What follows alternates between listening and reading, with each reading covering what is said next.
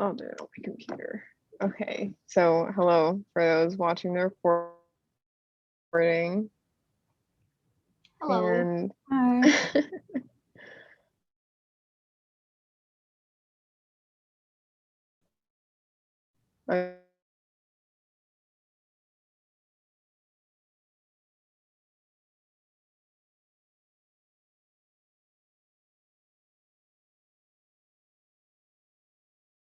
I'm gonna go ahead and do you guys have any? No. On my computer and my iPad, but yeah, I'm sorry for a bunch of questions on what's actually in the chapters because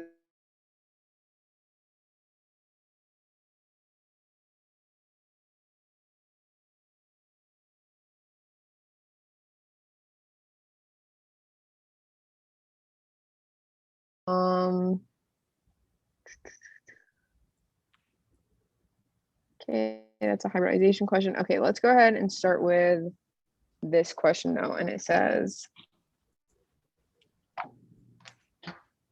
select the least stable conformation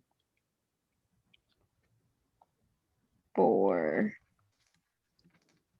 ethylene glycol. I think you guys said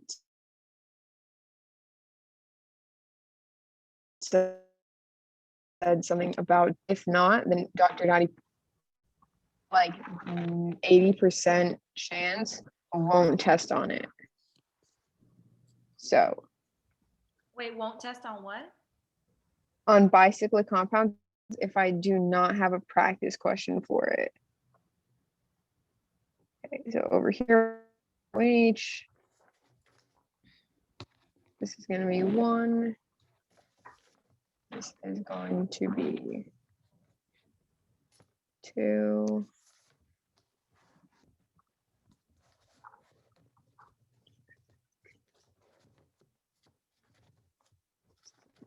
H. I was going to pre-write the questions, but I had a meeting before this, so. Listen, you're doing great. Thank you.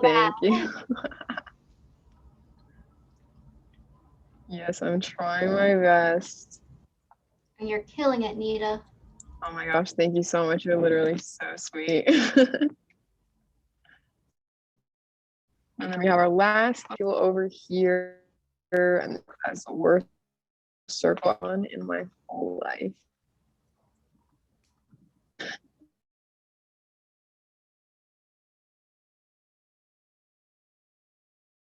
And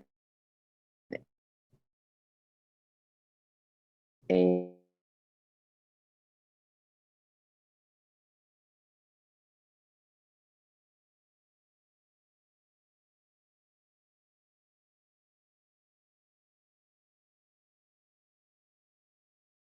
but I feel like that would be messy.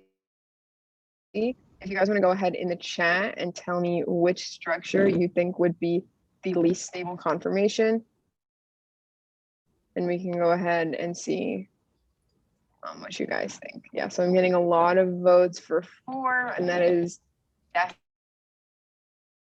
definitely the correct answer because we can see that the O are interacting. So if we have the heaviest group overlapping, that means that we're going to have the least stable heaviest groups overlapping.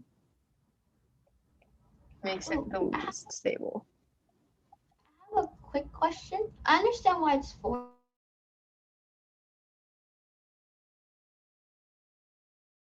I'm confused with the definitions. Yeah, I definitely know the definitions for steric hindrance and that other word that he was mentioning. Isn't it torsional? Torsional strain. There you go. Because when he has like those fill in the blank questions for the exam, he could definitely test on something like that. So what exactly yeah. is the difference? Like, is this considered steric? Steric or I'm pretty sure this is considered steric hindrance because of the way that it's oriented. Torsional is different, but I don't remember the exact definition of it right now. I have it here in front of me. oh, okay. If you want to put that in chat, then that could definitely be helpful. So the next thing that we're going to do is one of my least favorite things, which is chair conformations. Start with the given cyclohexane chair conformation.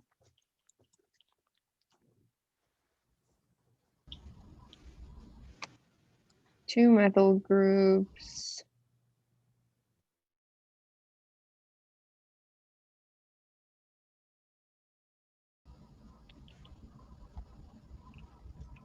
To form trans, not comma, 1,3 dimethyl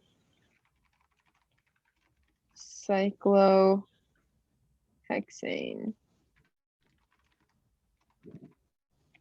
1-methyl should be on an axial position.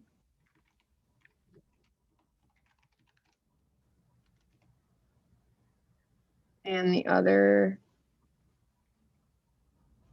in equatorial. Let me open up the chat really quick. Will this recording be posted? Yes. Thank you for the definition of torsions. Oh, last two groups are eclipsed. Then yes, it was torsional. And then also had steric. Yeah, perfect. He does give you a word bank to fill it in. Here going to be our first structure, and then we have to draw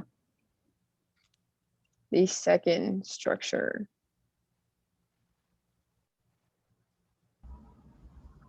So in this way, I like personally moving it clockwise. So then if we know that one of them has to be equatorial and one of them in axial position in order for it to be trans, and then we have 1, 3. So I'm going to go ahead and call this one 1 and put it as equatorial, and then we have 2 and 3, and then this one is going to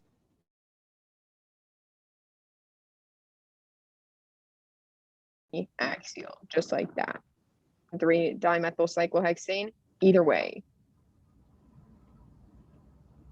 Cool. Wait, I'm kind of confused. Did you like for the first one that you drew, is this like a, like what's the representation between the first and the second one?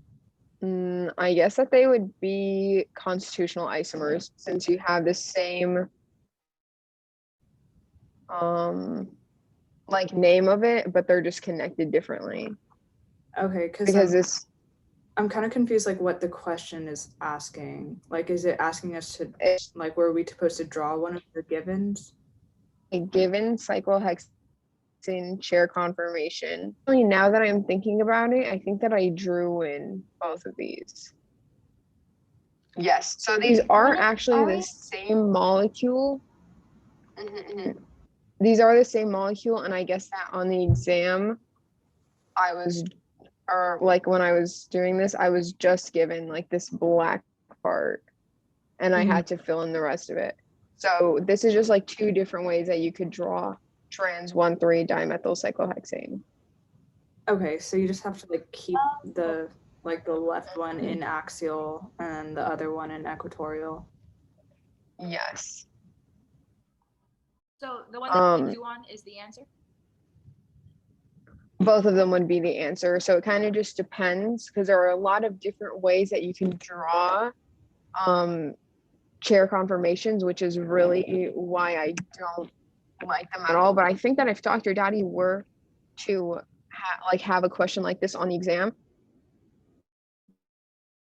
he would most likely have the answer look something like this. Just from the questions that I've seen, he usually has this carbon numbered as number 1. Okay. But it's just good to keep in mind the different ways that you can see chair conformations drawn.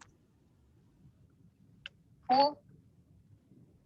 Can you label like the 1, 2, and 3 on the right one? Yeah, so either way it could be 1, 2. I think all of this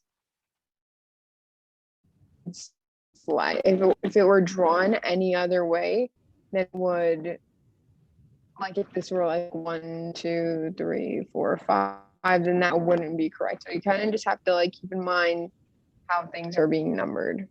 Cool. Any questions on this one? So we just have to. If they were both axial up or down, then they would be cis, I believe. Let me see in this.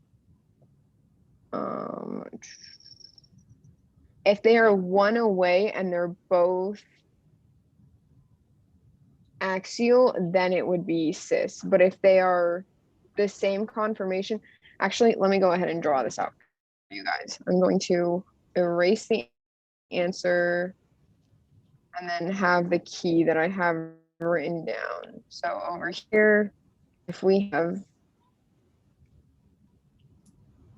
an axial and an axial like that, this is going to be trans. So this is axial and this is axial.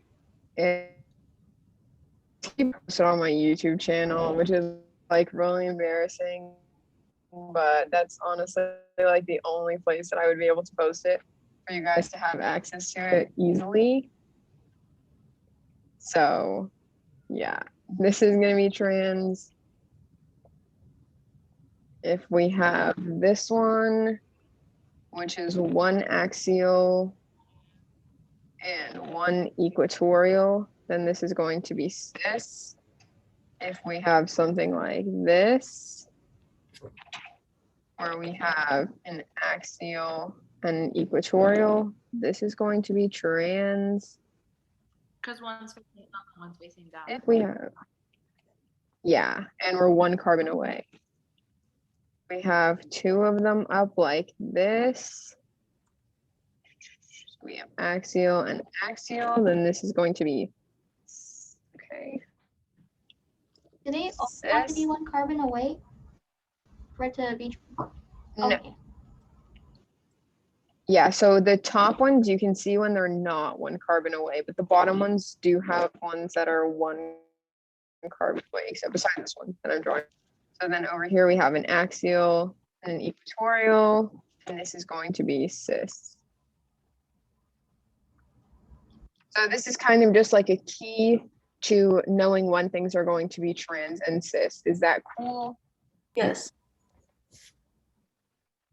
No, Any additional questions, they concerns? don't always have to be. I know you said it, but you kind of cut off on my end.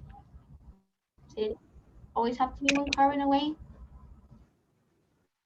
No, they do not always have to be one carbon away, and it's specifically probably going to you in the question. So like this one, in this question, we were asked to give trans 1, 3, and so we had to make sure that they were 1 carbon away. But if it were like trans Like 2, 6 or whatever. 1, 2, then we wouldn't make it 1 carbon away. Oh, okay. So it's dependent on what we're asked in the question. Okay. Thank you. Okay, so yeah, no problem. Let's go ahead and do this question here. It's just a monocyclic compound, but you know, let's just see what we can do with it. So it says the skeletal, which is a line structure,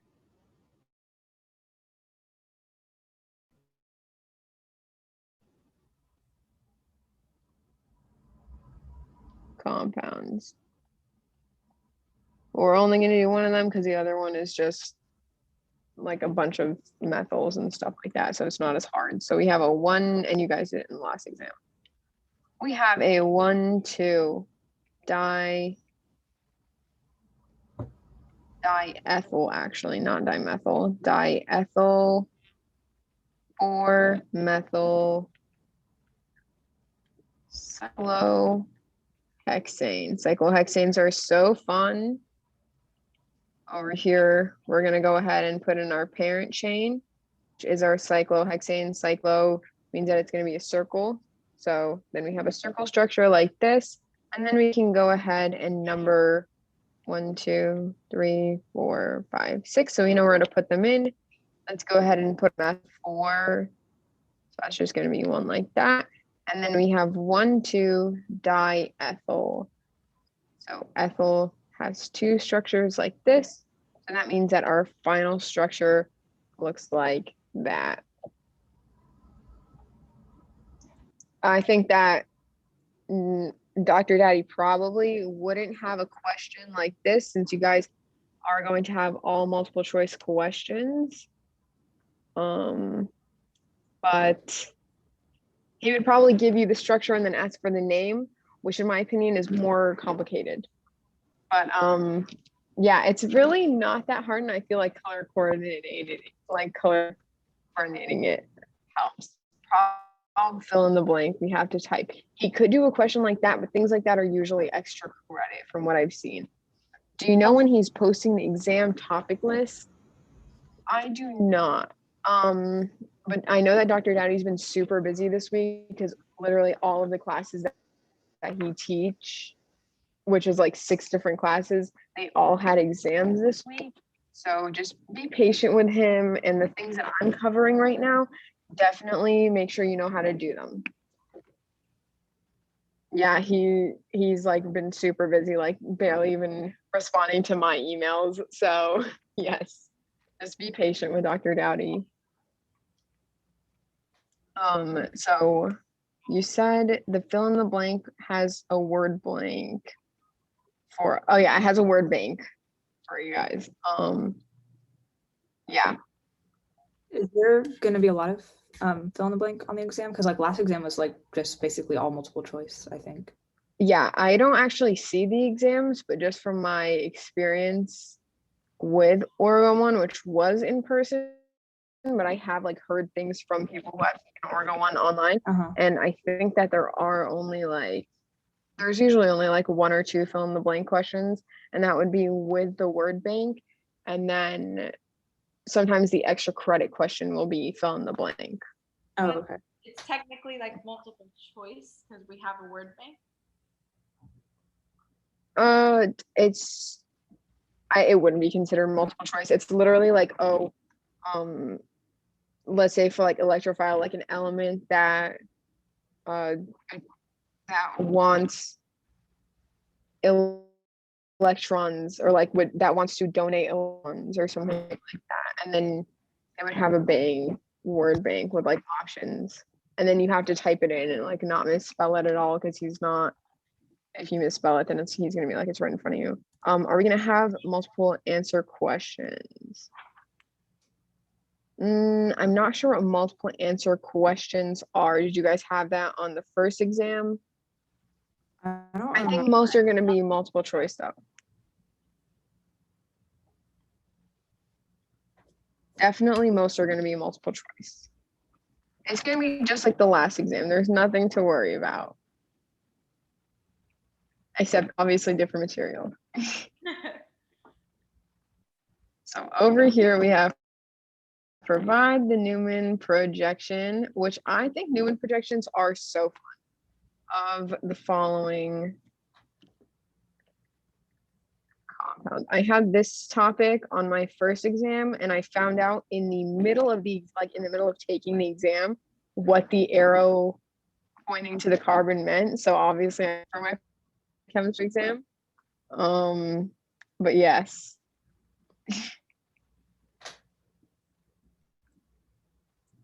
Over here we have a bromine and a hydrogen. This is a super fun one.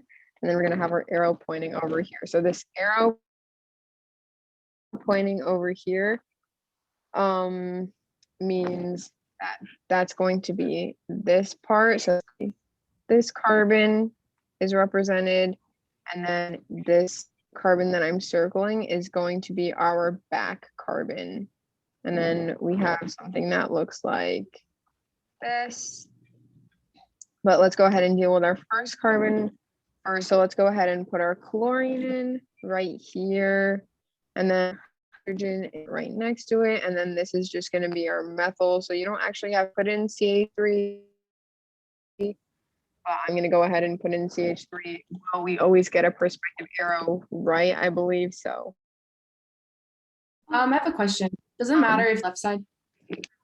It does not matter if the chlorine is on the right or left side. And I think that somebody might have asked during lecture if it does, but it really just doesn't.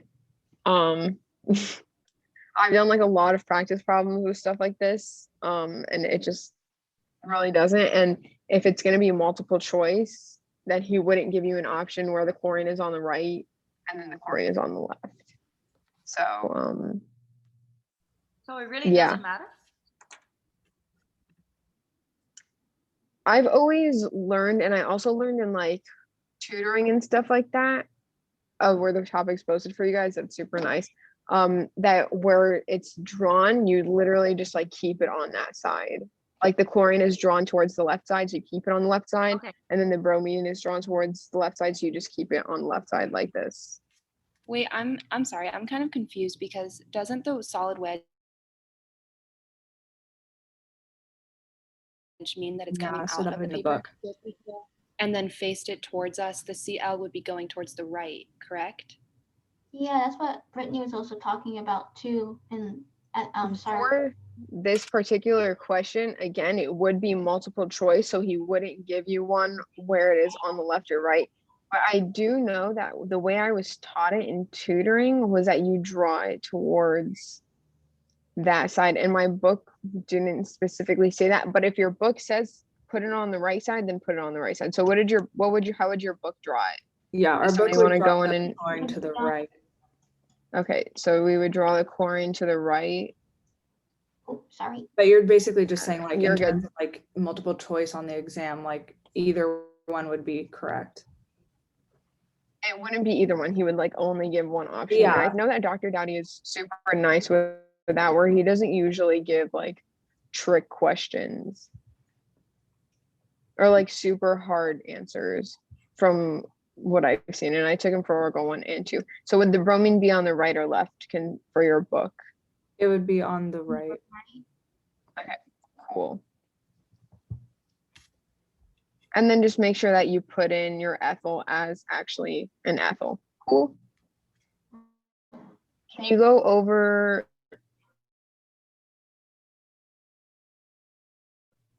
a question going from Newman projections to a fish? Do you have a specific example for that? Because I know I don't have anything like that.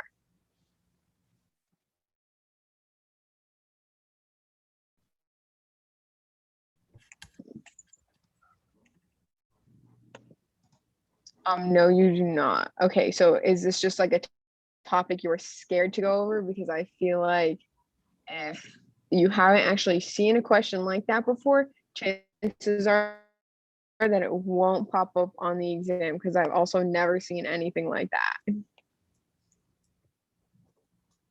I know we had some in Brittany's exam. I don't know if that like matters, but More like for comprehension.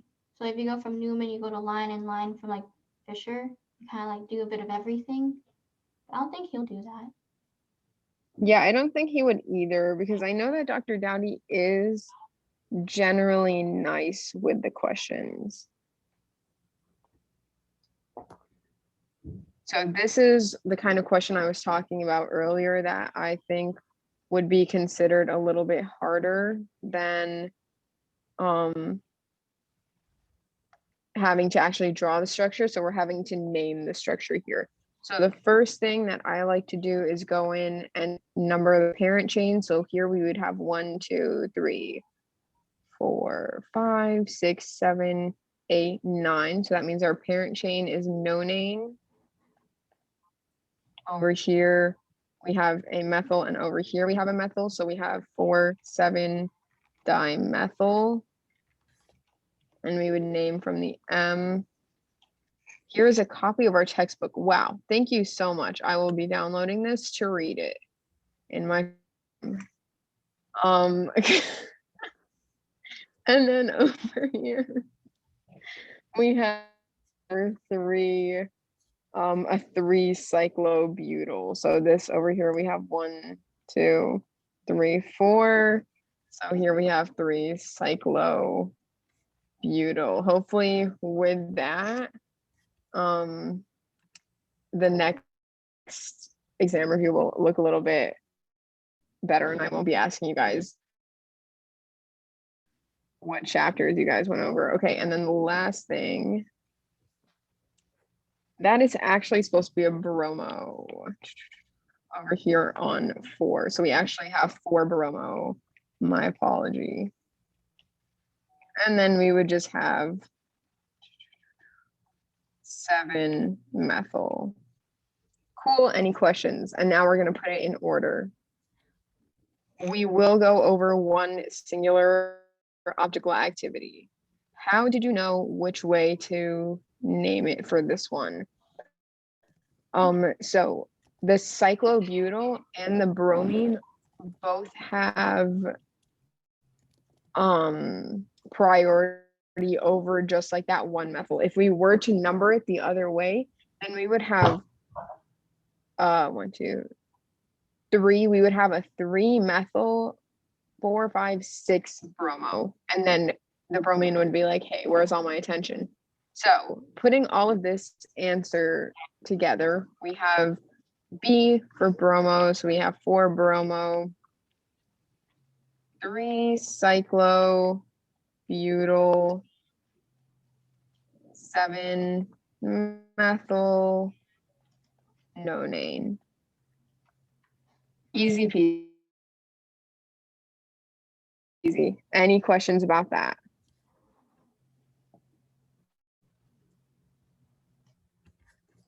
I did just want to make sure, because I was reading notes, and like for like butyl, especially where it has like the tert butyl or like the sec butyl, like the tert and the sec, those don't factor in for like alphabetically naming, right?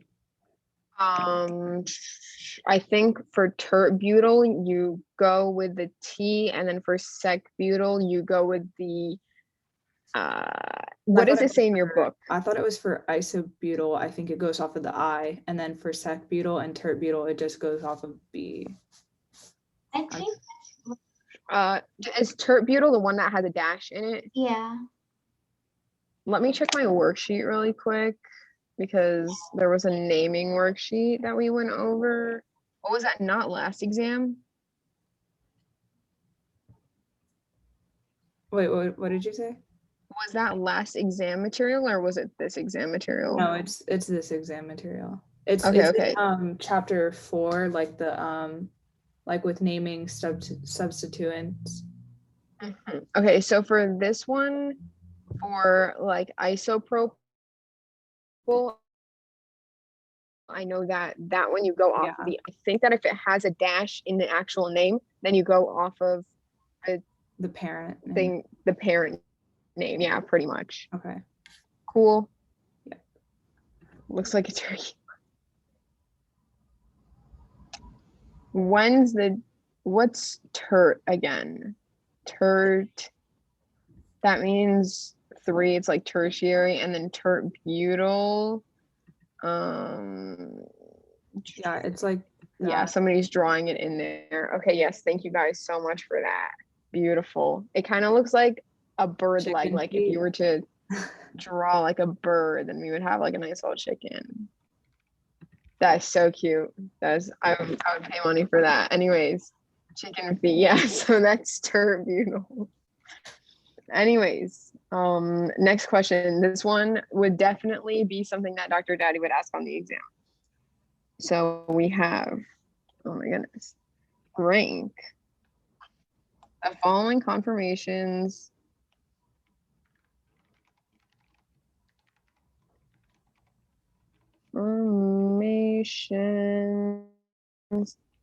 of a distributed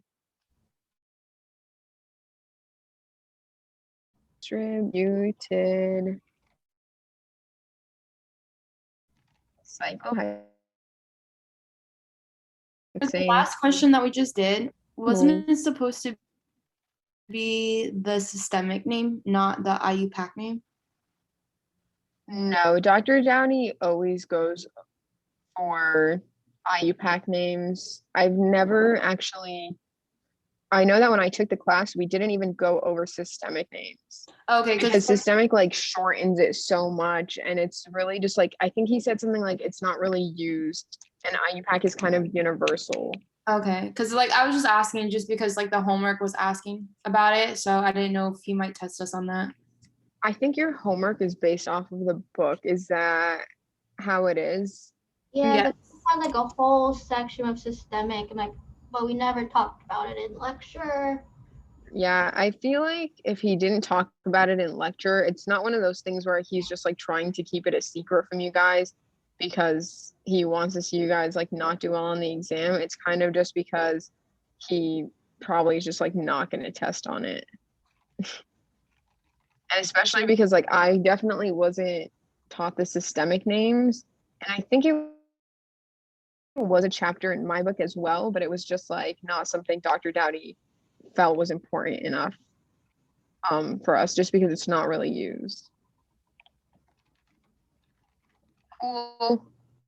There's a Khan Academy video that explains it well. I think Academy videos are great, especially if you do have questions and you are interested in learning more about it for fun, then definitely watch that.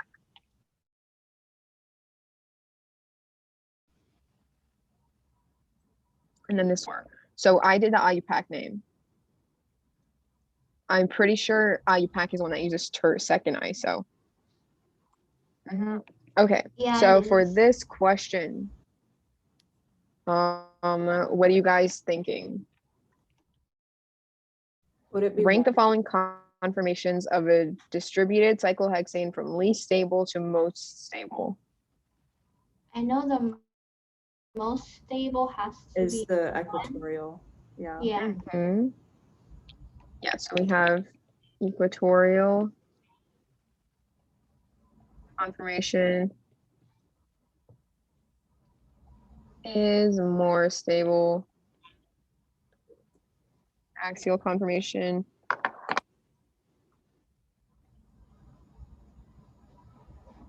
is less stable.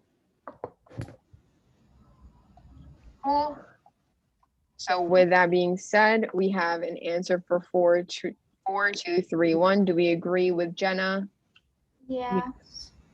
Perfect, because Jenna is correct. So we have our answer is 4, 2, 3, and then 1. So over here we have 2 axial, and we know that axial is less stable. So then that means that 4 is going to be least stable, followed by 2, which has 2 axial, and then 3, which has 1 axial and an equatorial, and then 1, which is 2 equatorials. How do you know that 4 is less stable than 2? They're both at Because we have an ethyl, so that one is kind of increasing the instability because the substituent is even like larger. Okay. So okay. it's kind of like it would react more. It has a more likeliness to react because something like here, in here, this carbon is oh my gosh. This carbon is kind of able to like pull in the electrons, and then also in here, but here it's not able to pull in the electrons as much. So something like this carbon would definitely be able to react. Okay. Thank you. It's larger and more unstable as like a simple explanation. So that concludes the first bit of exam material that I had. And then let's go ahead and go into the second exam material. Oh my gosh, this one is so fun. Okay, so here we have rank the following groups in order of decreasing priority according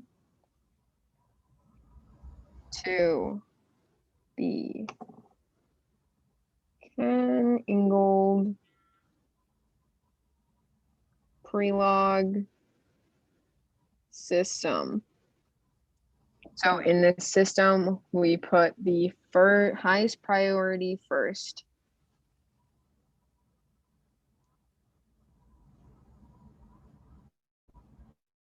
And then we have our options, which are going to be CH. Oh, and that's going to be 1. And then 2, we have CH2OH.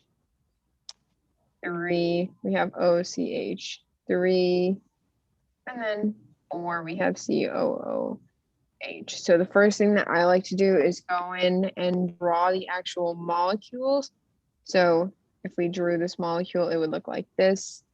If we drew this molecule, it would look like this. Just keeping in mind that carbon likes to have 4 things connected to it. Carbon likes to have 2 so that it can have 2 little lone pairs. And then the last one here looks like this. OH. So what are we thinking? Would 3 have the highest priority? 3 would have the highest priority, okay. And then 4. And then 4. And would Wait. it be 2? Oh, decreasing, right? So wouldn't 4 come before 3 because it has 2 oxygens? Well, the reason I would think that it's 3 is because, so like, if you look like the little dashes on the carbons or the oxygens, that's like the parent chain, and then these are kind of like the the attachments. So oxygen is like a higher priority than carbon. So that's why because when you're kind of what is it, like the tiebreaker thing, like oxygen is coming before all these carbons. So that's why oxygen would come first.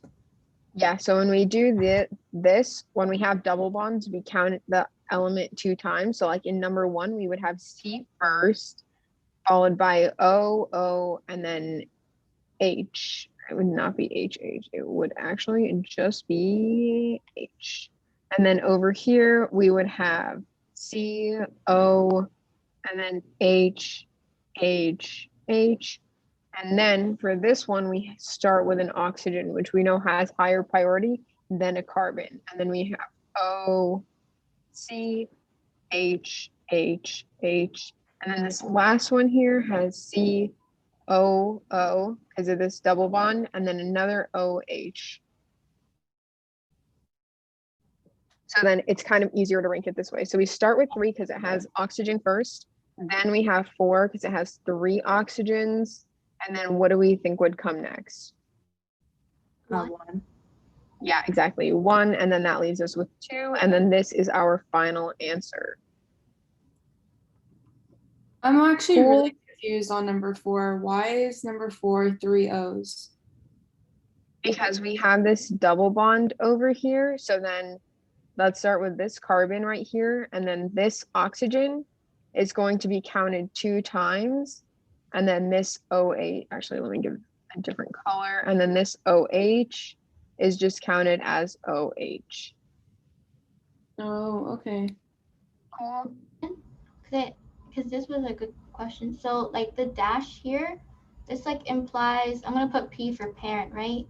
So if we were to take Yeah. 30, that's what we would have been looking at, right? Yeah, it would probably be indicated as R for a carbon yeah. chain. Yeah. And, But that would essentially. so that's why 3 comes before 4 because it's directly connected to an O. Yes, exactly. Oh. Should we be expecting a question like this on the exam? There was nothing like this in the textbook or homework. There was nothing like this in the textbook or homework? I think there's variations of it. Like there, I don't think there was like a specific question like comparing. Was it them, but- mentioned in class? I feel like he did mention it for.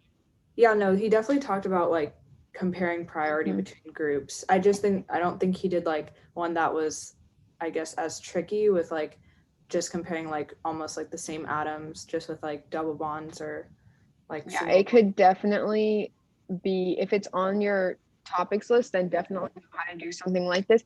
But if you want to think about it as like simply as you can kind of think of these as just substituents. So if you were naming a compound, or let's say that we had like a chiral center, and then we had to decide if it was R or S, which one would we number as 1, 2, 3, and 4?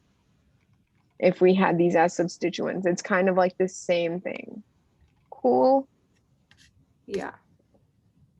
Is there going to be Newman projection energy diagrams?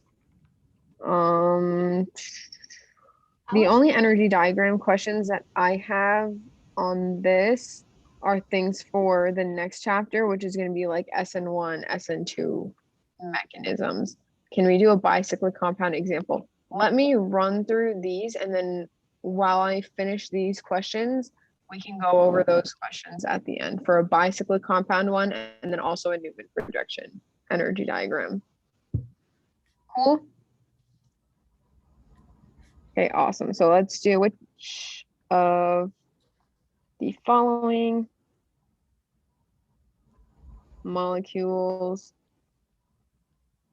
are chiral. This is supposed to be a question mark. And then we have one, like that my pen is no longer working. We have one is 3-bromo pentane. 2 is 2-chloro-butane. 3 is 2-bromo 3-methyl butane. And then 4 is 1-bromo 2-methyl propane.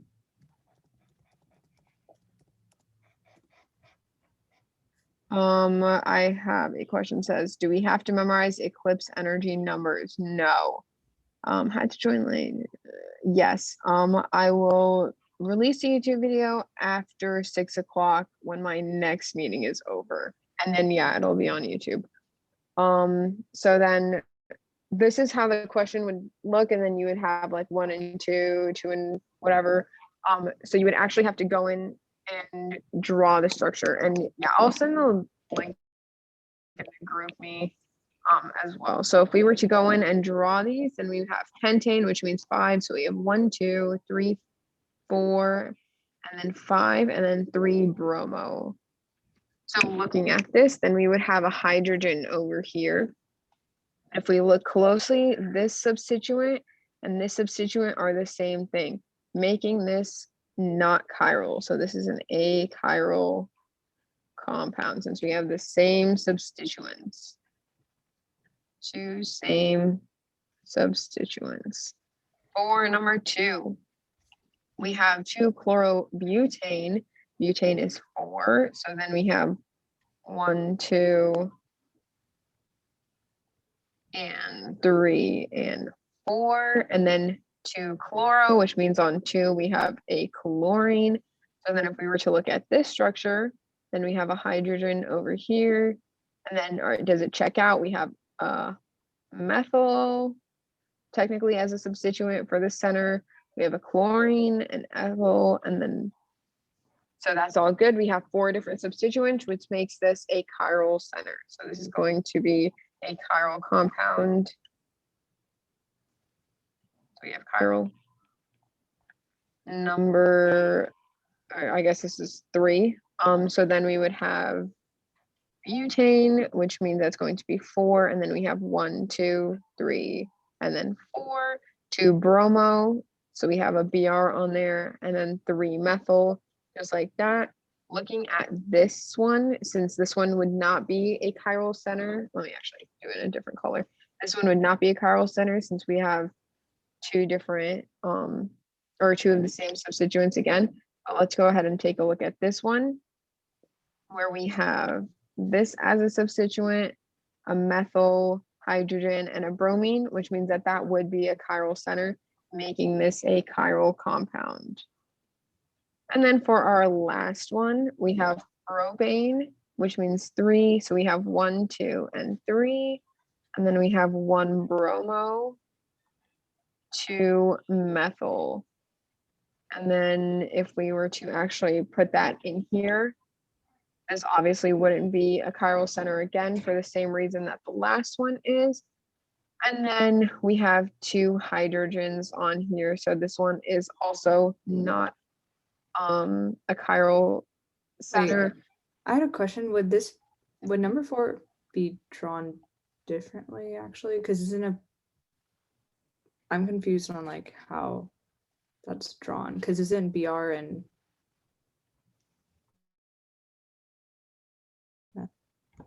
Yeah, so I put bromine on one. So I kind of just drew it as if it were a carbon. That's just kind of how I drew it. It could also be drawn like this, I guess, to make it more look like a substituent. oh, okay. I guess I should have numbered it to make it look like a little bit, because it's propane. So propane is 3 Yeah. as our parent chain, and then we have bromine on 1, and then we have a methyl on 2.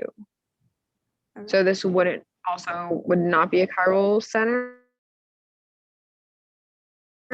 meaning that our answer here would 2 and 3. No, it's okay. I should have numbered it. I see how that could be like a little bit more complicated. Any questions on this one? I had a question about like not specifically this question, but do you think that you'll have like asking about a chiral versus chiral with like how you can have 2 chiral centers and based on their configuration they can like cancel each other out, like with an R and an S? Do you think he'd have stuff about that? No, I'm going to do an example on what he would have for, actually, let's just do it right now. So let's say that we have, are you talking about meso compounds? No, meso compounds are like yeah, those, chiral things, but they're just symmetrical. He probably would have a question on a meso compound.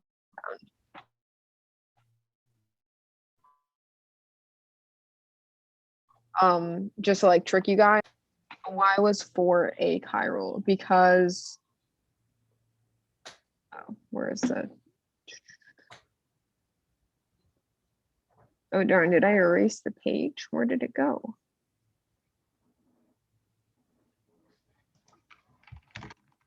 For some reason, I am not able to find the page. But 4 was not chiral because there were 2 hydrogens coming off of it. The place where the bromine was, there were 2 hydrogens coming off of it. And then for the other center, it had 2 methyls coming off of it. Yes, perfecto. Okay, awesome. So then let me go ahead and do this question. I think that if he were to ask a question about plain polarized light, it would be like this. So we have compound 1 has a specific rotation of a positive 8.5 degrees. What is the specific rotation of compound 2? And then this is going to be compound 1.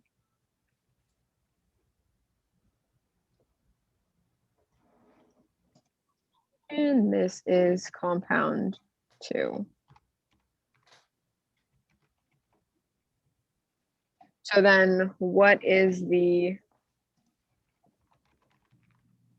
correlation between these two? One's on a wedge and the other's on a dash. Or they're enantiomers. Yeah, so these are going to be enantiomers.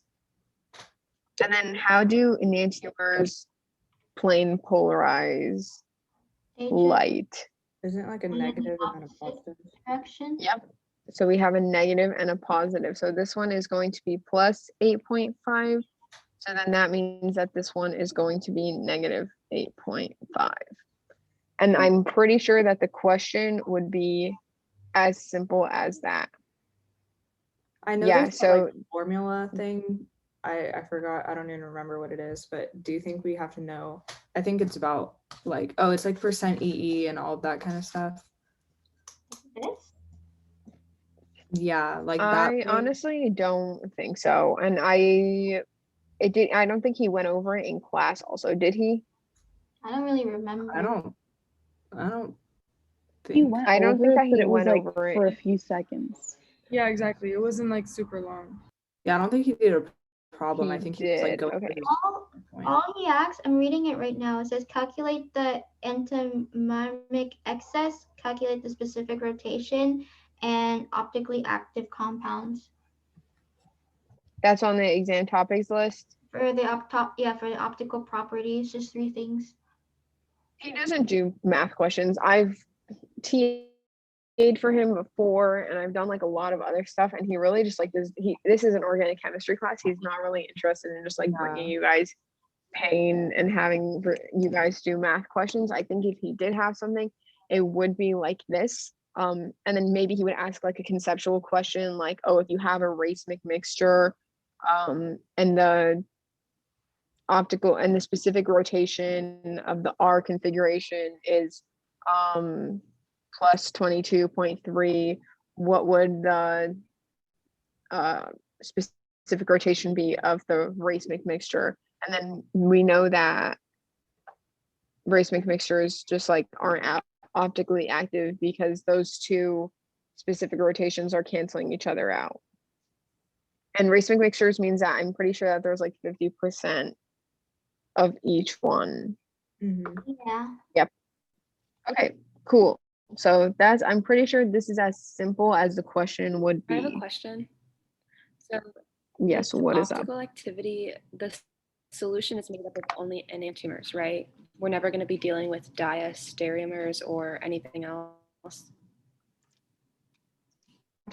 I don't think so, but I can't say yes for sure, especially because I haven't seen the exam.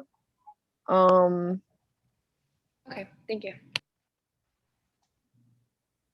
But yes, let me make I actually am a host already. I'm going to type up a question because this would take forever for me to write, and my handwriting is honestly atrocious. So we have which statement is true?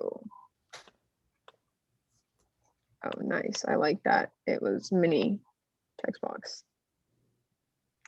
Okay, I'm gonna type up like a bunch of stuff.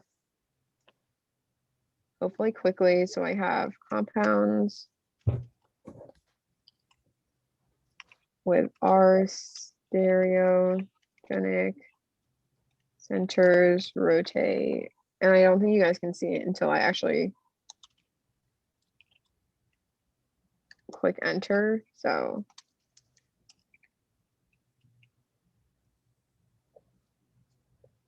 that's 1, 2, and I'm actually just gonna put 2 on here. Or I'll put all 3 actually. So we have racement or 4 equal concentrations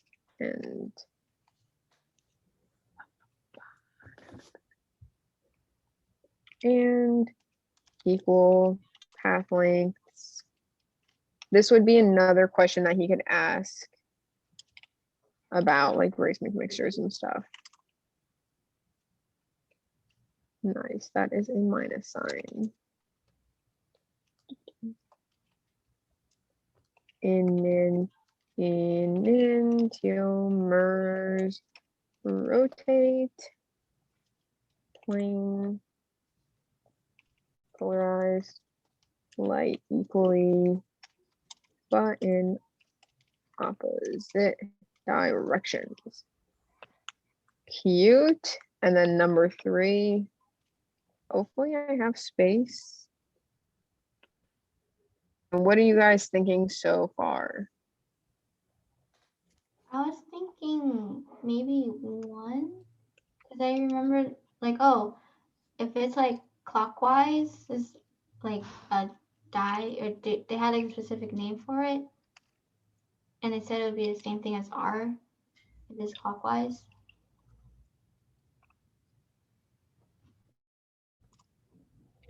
But Yeah, yeah, I so- thought R is clockwise and S is counterclockwise. That is, there is no correlation between R and S and the way that they rotate plane polarized light. It's something like L and Yeah. R. It's like L plus and like, is But it L minus? L and D. There you go. That is how light is polarized. It has nothing to do with the R and S centers. Hmm.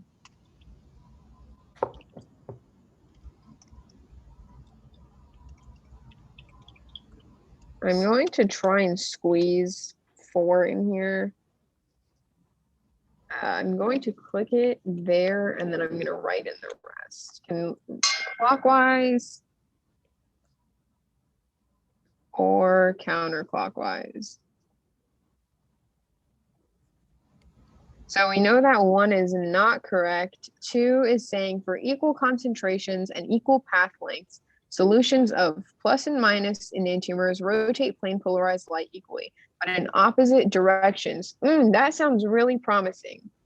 Okay, so for number 3, we have racemic mixtures can rotate plane polarized light either clockwise or counterclockwise. So we have already come to the conclusion that racemic mixtures cannot rotate any sort of plane polarized light. So we know that 3 is incorrect. And then we have 4, meso compounds can rotate plane polarized light. And meso compounds are not even chiral. They have chiral centers, but they're not chiral compounds, which means that they're not able to rotate plane polarized light, which means that that is incorrect. And that 2 is our answer. So neither racemic nor meso can rotate plane polarized light. Exactly. Okay, cool. How do we feel about that? Good. A little better. I just got to optic activity today. Like, Yeah. It's okay. Hopefully those not compounds, but those topics helped a little bit. And those like little notes that we went over. So then this is an SN1 question. These are leaving group questions. SN2 questions. Random question. We have, do all eclipse conformations have torsional strain? So earlier we went over the fact that torsional means, let me scroll to it so I'm not telling you guys something crazy. Yeah. Oh my torsional gosh, strain we is talk so much. to eclipsed. I'm still scrolling to it. Scroll. Okay, yeah. So torsional strain is when we have interactions when 2 groups are eclipsed. So when they're just like overlapping and then, yeah. So torsional, that is what the question that you're asking is. So yeah, all eclipse conformations do have torsional strain.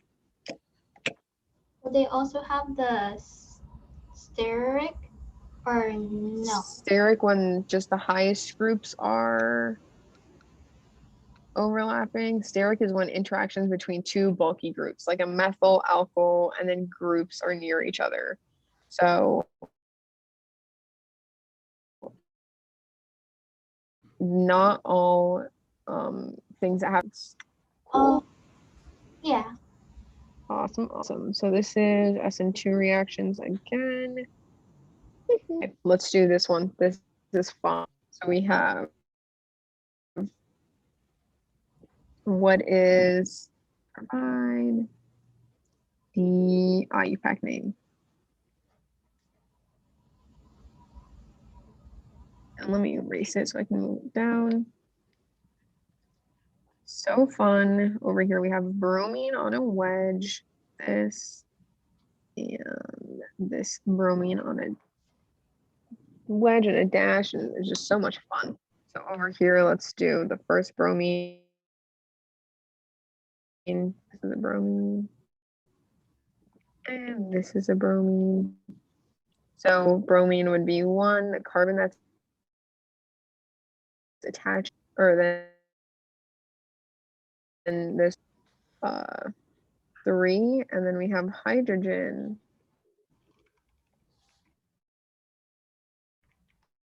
On a wedge. So then that would make number 4. So then we go ahead and look at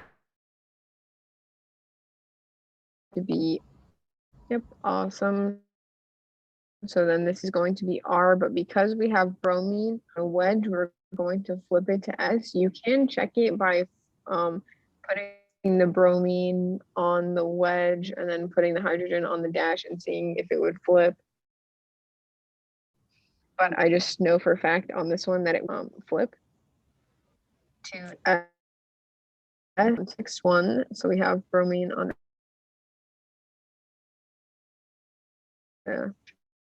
So then we have this bromine on a wedge is going to be first.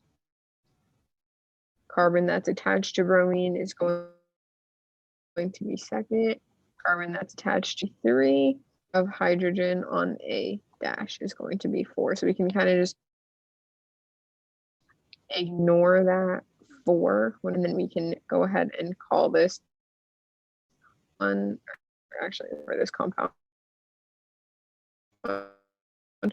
And 1, 2, 3, 4, 5. So that means that our parent chain is going to be pentane. Wouldn't the bottom one also be S? What do you mean the bottom one? The second one that you drew, because the hydrogens. Yeah, we want hydrogen on a dash, and then we want bromine on a wedge. Yep. So pentane, we're going to have 2S.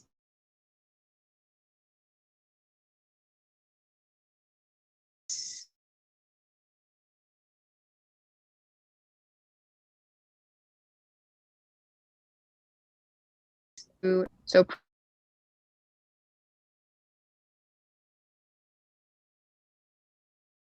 putting that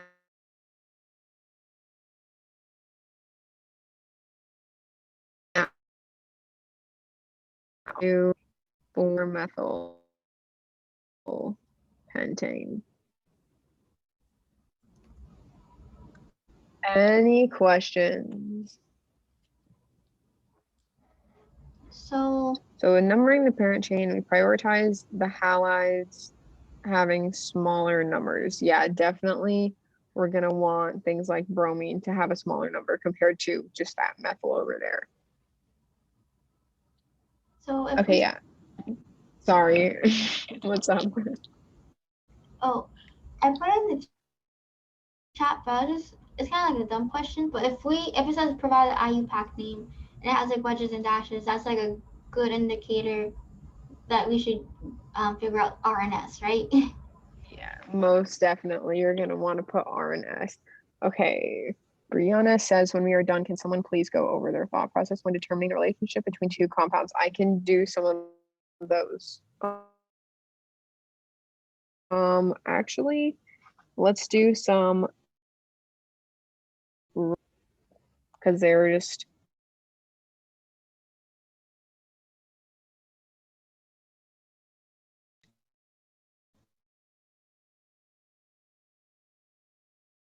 so extremely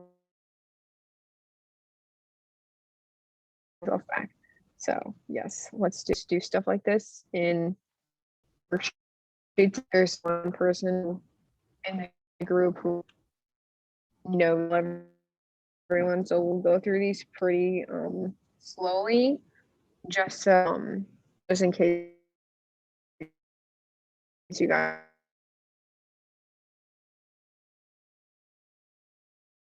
are having trouble understanding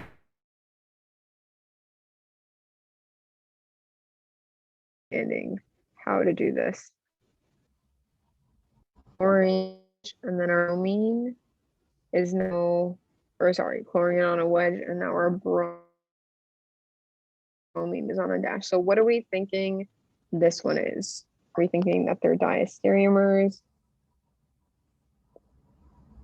enantiomers, I would think that they're constitutional, isomers, or identical compounds? I see that the Br and the chlorine switch positions. So then what do we think that this is going to be? Wouldn't that be a constitutional? Constitutional isomer. Yes, exactly. So this one here is a constitutional isomer, because if we're going through the numbering like this, and 3, 4, and 5, then on 3 originally we had a bromine, and now we have a chlorine, and on 4 originally we had a chlorine, and now we had a bromine. So there's complete different connectivity. Question. So if it was like something like this, where it's like on the dash, oh, I forgot the methyl. We still had Br on the bottom and a chlorine on top. Then would that be a diastereomer? Yeah, that would be a diastereomer. Exactly. So we'll do an example for a diastereomer in a second, but I won't tell you which one.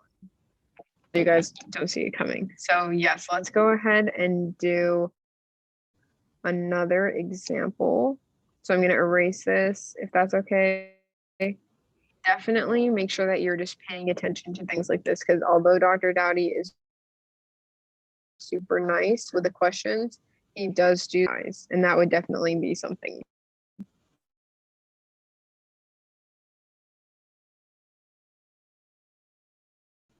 It's literally right in front of me in my hands. I had the A. But yeah, anyway. This one could be tricky, who knows? I'm trying to trick you, maybe not. But what do we think one is going to be? It looks like you took the first molecule and you just flipped it over like a pancake. Would it be an enantiomer? Okay, so So I have a vote for a diastereomer.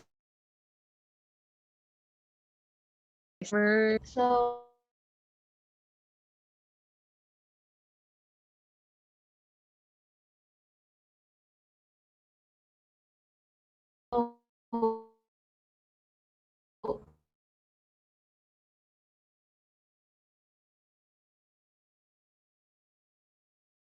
comes in.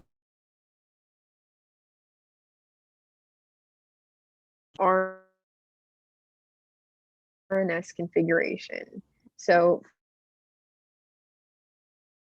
for have a hydrogen over here, the first thing that's going to have the highest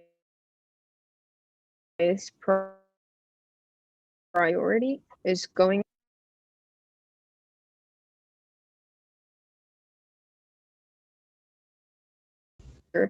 followed by, and then this one, and then this carbon as 4. So then if we were to go ahead and draw our circle, then we would have a configuration. Then doing the same thing over here, have a wedge, and then we have one. Okay, wait 1 second. What an Let me think. And this carbon would also have.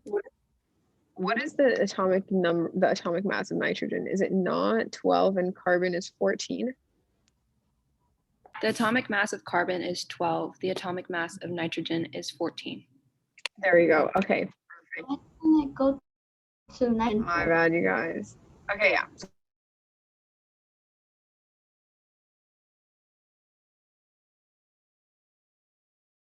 We'll do nitrogen first, followed by this carbon, which is configuration. So thank you guys for telling me. So then we have nitrogen on 1, followed by 2, 3, and 4. And then drawing that, then we have an S. But because we have hydrogen wedge, we flip this S. So then we have 2 R. We have identical compounds. Oh, okay. I have to do this really quick and then explain something to you guys. When we have enantiomers, and this would definitely wouldn't be a diastereomer, because in order to have a diastereomer, you need more than one stereogenic center. But over here, we only have one stereogenic center. So then if we have that, let's say that we had an enantiomer for this the wedge turns into a dash, or it can look like we have a mirror image of the same compound but maintain that. So these would all be enantiomers. This would also be an enantiomer. You can only do one, and if you do both of them, then it becomes an identical compound. So would you recommend looking at the configurations then when determining either same or enantiomers for our thought process? Yeah, I personally, if I were taking the exam tomorrow, I would go into every single one of them, and because you really do points. There wouldn't be a diastereomer for this compound because we don't have more than one stereogenic center. I have a question. So since they are both R, that's how you know it's the same compound. But if one was R and then the other was S, then it would be enantiomers, right? Yes, exactly. So like if we were to actually go in and do the configurations for this one, then we would have like 1, 2, 3 hydrogen on a wedge like this. So then we have an R turning it into an S because hydrogen is on a wedge. Same thing over here where we have this, and then we have 1, 2, 3, 4, and then we have over here we actually do have an S. Yep, again, we have an S. Perfect. So for both of those, we have an S. So these are enantiomers, since this one has an R configuration. Oh, I see. I thought you were comparing the two, like the ones that you just drew out, because then I was thinking technically that would be the same compound, but Yeah. Cool. Okay, so let's do 2 more examples of this. I'm gonna go ahead and delete this page. So if you guys, actually, you don't need a screenshot. I'm gonna post recording. Okay, so I'm gonna clear all of my, or I'm gonna just clear my drawings for this page. Then let's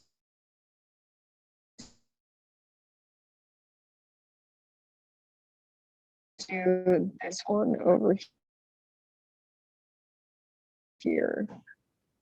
So and what do we think this is going to be?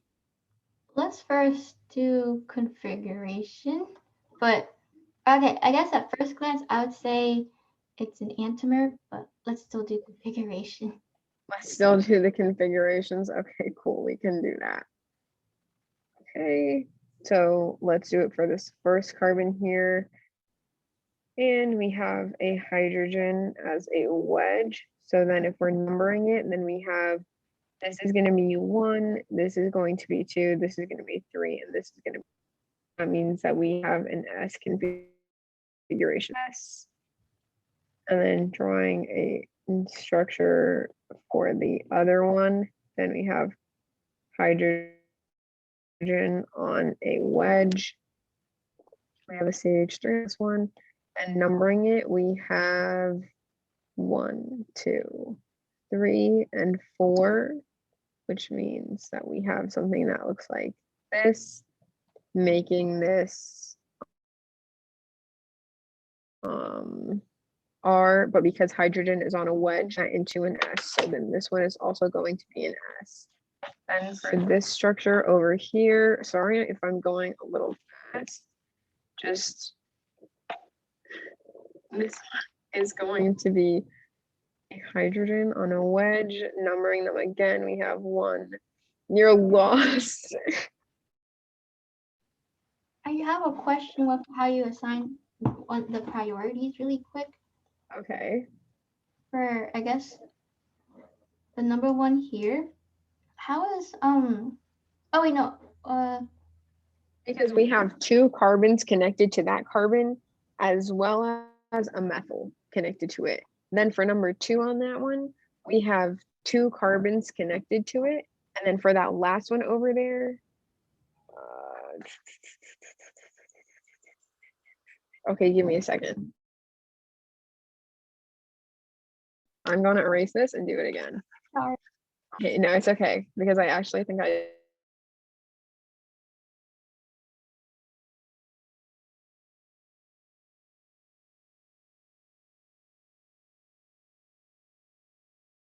did it incorrectly.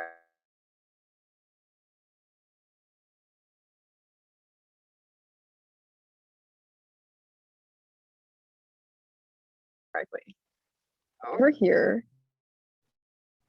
and joint has higher priority than this carbon over here, which just is a methyl. Because this is something connected to 2 different carbons. This is something connected to 3 carbons, and then this is just 1 carbon like that. So wait, then that's how we're numbering the priority. Wait, technically though, wouldn't the one with the wedge be connected to 3 carbon as well? Like if you're considering it connected to 1 and 2? Because we're just talking about this carbon. So it's not technically connected to 3 other That's- things. We're looking at those other carbons as substituents. And as a substituent, this is just 1 CH3. Yeah, like this has 3 hydrogens attached to it. No, I get that, but like I was just looking at the carbon that's circled in black. Like, isn't that technically connected to another carbon, like on the left, and then another carbon down the Because bottom? we're only looking at this as a substituent. So like this is a substituent, this is a substituent, and then like this is a substituent. And then we have 4 substituents. So why is the dash still okay, this is So like, let's say that we had a structure that looked just like this. And then we had like a Cl, and then we had a hydrogen over here. If we were considering this CH3, we wouldn't say, oh, well, this CH3 is also connected to an F. We would just look at that CH3 as being a CH3. So we're going to do this.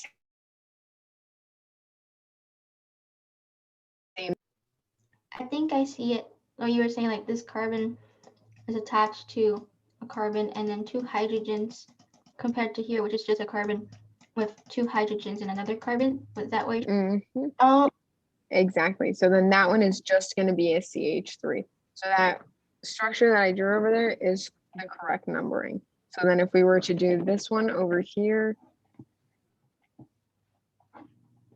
then we have kind of the same thing happening. And then we have a hydrogen on a dash, on a wedge, I mean. So then numbering it, we have 1, 2, and 3, and 4.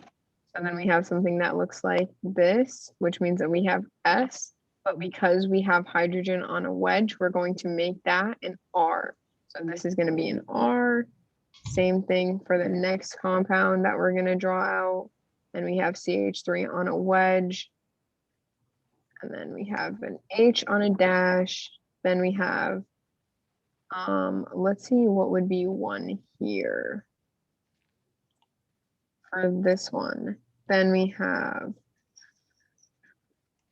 Then we have 1, 2, and 3, and 4, meaning that this is going to be R. So then looking at this,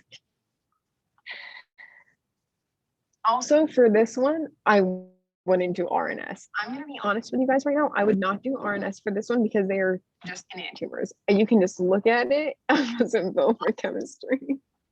You can just look at this and be like, these are enantiomers. Like you can feel it. You guys feel it?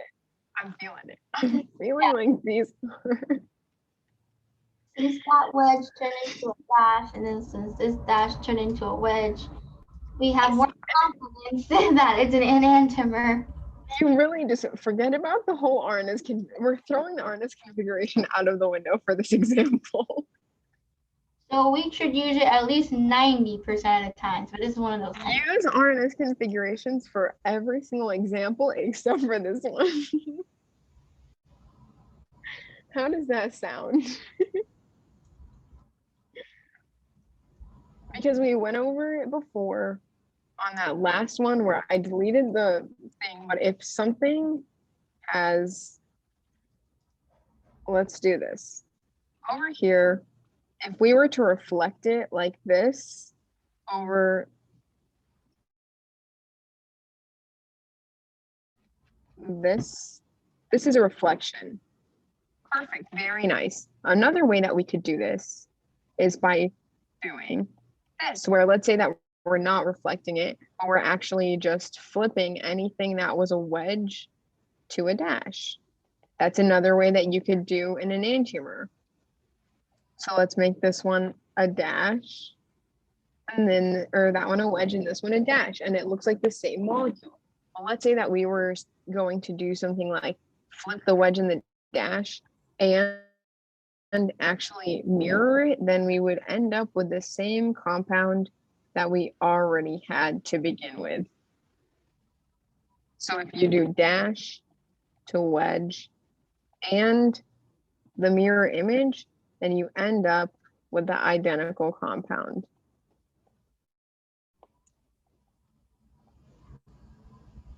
Now, this is the thing that you guys have been asking about for a while now. Let's say that we're just going to change one of the configurations from R to S.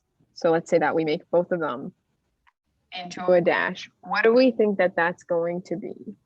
It would be Meso.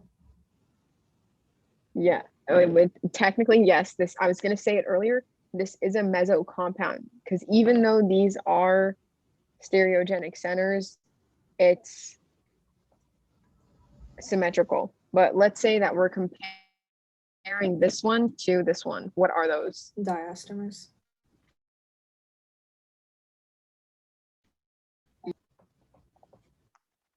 Let's say that we're also comparing the original compound to this one. What is that? That's also a diastereomer. Also diastereomers. Yes, perfect. Amazing. And that is actually the last example that I have. Everything else is for the next exam. Wait, I thought it has to be cis to be meso. I don't know. That is not a rule. Oh, dumb question. I know you've already kind of explained it, but with this part, would these also be diastereomers? Those would be enantiomers. Oh my god. That's what I meant. Oh my god. In my head I said Okay. okay. Yeah, because like this, like these two like flipped. All of the compounds on this whiteboard are meso compounds, because in order to be a meso compound, it has a chiral center, but it's symmetrical. In order to be a chiral compound, it has to have a chiral center, and has to be not symmetrical. So meso compound, chiral center, symmetrical. Chiral compound, chiral center, not symmetrical. And in order to be a chiral center, it has to have an sp3 carbon, and then it also has to 4 substituents. Let me go ahead and clear the board. Would that also be an enantiomer? Those are also enantiomers, yes. So let's go ahead and write this really quick because I do indeed have to end this in 1 minute. So we have meso compounds are chiral centers, but symmetrical. And then we have chiral compounds have a chiral center, at least one chiral center, and then not symmetrical. And then I'll draw examples really quick, and then a chiral center has a sp3 carbon and 4 different substituents. Substituents. So let's go ahead and draw a meso compound. Something like this is a meso compound. Something like this is a meso compound. Something like this is a chiral compound. Something like this is a chiral compound. So meso compounds can still be enantiomers. Yes, meso compounds can still have enantiomers. I had a question because in our book it never showed that like this one is a meso compound. They always had like an example that was like this was symmetry.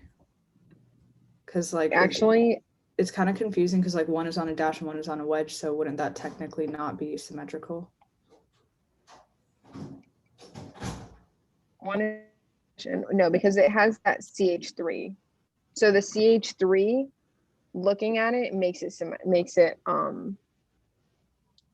meso compound. Cool.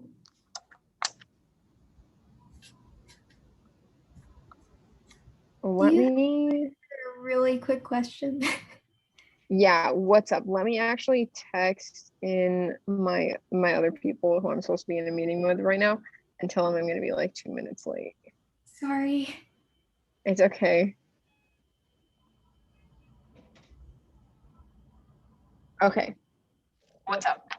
So, when we're determining priority for a chiral center, if it's like in the middle of a compound and it's symmetrical, how would you determine the priority between 2 carbons?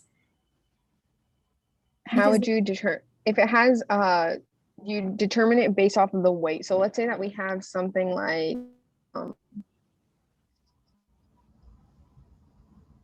this in the middle of a compound.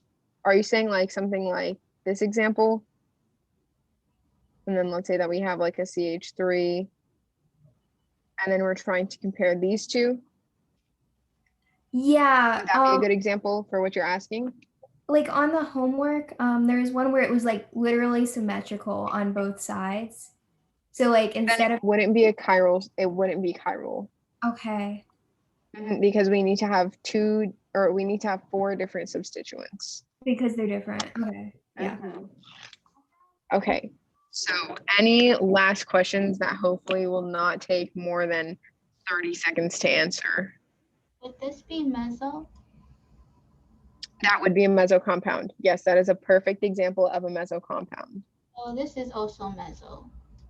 And that would also be meso, and that would be considered a diastereomer of it. And that would also be considered a diastereomer, the original compound.